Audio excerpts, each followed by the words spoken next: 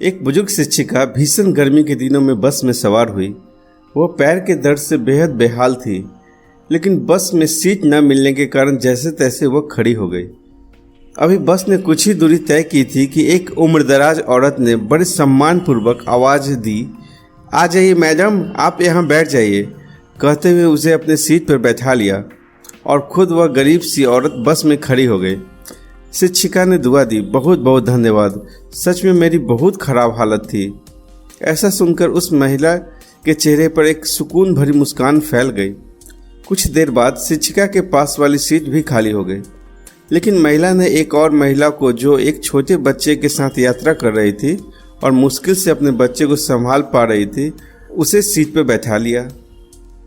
अगले पड़ाव पर बच्चे के साथ महिला भी उतर गई और सीट खाली हो गई, लेकिन नेक दिल महिला ने बैठने का लालच नहीं किया, बल्कि बस में चढ़े एक कमज़ोर बूढ़े आदमी को बैठा दिया जो अभी अभी बस में चढ़ा था।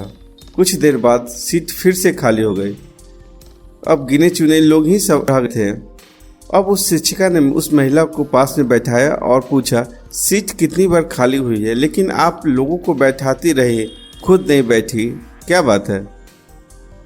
महिला ने कहा, मैडम, मैं एक मजदूर हूँ, मेरे पास इतने पैसे नहीं है कि मैं कुछ दान कर सकूं। अतः पुण्य कमाने के लिए मैं रोज क्या करती हूँ कि रास्ते से पत्थर को साइड कर देती हूँ, कभी किसी जरूरतमंद को पानी पिला देती हूँ, कभी बस में किसी के लिए सीट छोड़ देती हूँ।